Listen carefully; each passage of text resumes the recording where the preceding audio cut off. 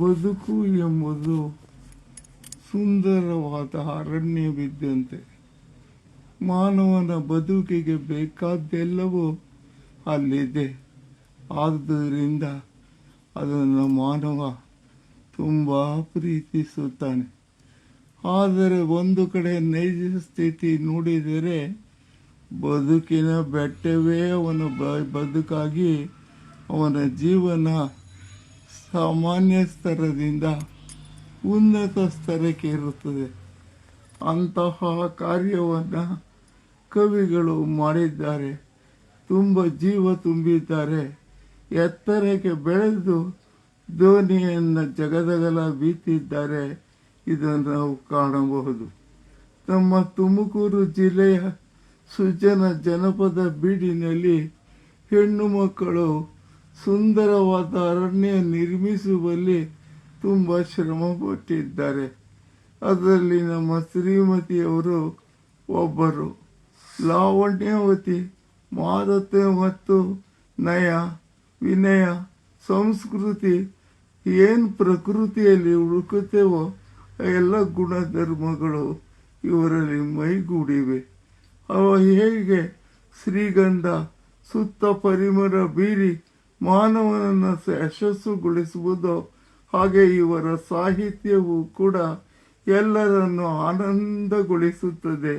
ಆದುದರಿಂದ ಇತ್ತ ಗಮನ ಹರಿಸಬೇಕಾದ್ದು ಮನವುಳ್ಳ ಮಾನವರ ಆದ್ಯ ಕರ್ತವ್ಯವಾಗಿದೆ. ಅವರಿಗೆ ಮಾತು ಎಂದರೆ ಸ್ವರ್ಗವಿದ್ದಂತೆ.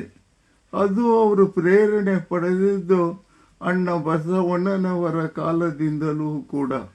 ಅಂದು ಜಗದಗಲ ಮುಗಿಲಗಲ ಸಾಹಿತ್ಯ ಬೆಳೆಸಿದ ಕಾಲದಿಂದಲೂ ಹೆಣ್ಣು ಮಕ್ಕಳು ತಂಟೆ ತಕರಾರುಗಳಿಲ್ಲದೆ ಭಾಗವಹಿಸಿದ ಕಾಲದಲ್ಲಿ ಹೆಣ್ಣು ಮಕ್ಕಳು ಬೆಳೆದ ರೀತಿಯನ್ನು ಮತ್ತೊಮ್ಮೆ ಕಾಣುವುದಾದರೆ 20ನೇ ಶತಮಾನದಲ್ಲಿ ಕಾಣಬಹುದು.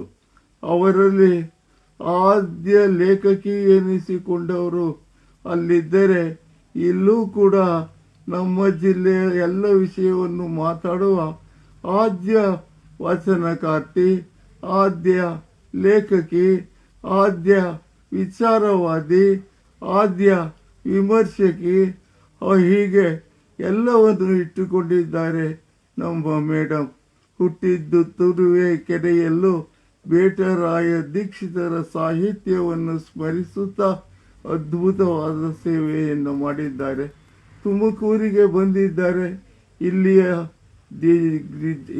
ನೆಲ, ಜಲ, ಭಾಷೆಯನ್ನು ಮೈಗೂಡಿಸಿಕೊಂಡು ಇಲ್ಲಿಯವರೇ ಆಗಿ ಅತ್ಯುತ್ತಮವಾದ ಕಾವ್ಯಗಳನ್ನು ಬರೆದಿದ್ದಾರೆ. ವಚನ ದೇವಿಯ ಪ್ರಭಾವಕ್ಕೆ ಒಳಗಾಗಿ ಮಾತೆಲ್ಲವೂ ಮುತ್ತಾಗಿವೆ ಅವರವು. ಅವರ ವಚನಗಳನ್ನು ನೋಡಿ ಆನಂದಿಸಬಾರದು, ಉಂಡು ಆನಂದಿಸಬೇಕು. ಒಮ್ಮೆ ಎಲ್ಲರೂ ಅಧ್ಯಯನಶೀಲರಾಗಿ ಈ ಕಾರ್ಯವನ್ನು ಮಾಡಬೇಕು. ಸುಸ್ತಾಯ್ತು.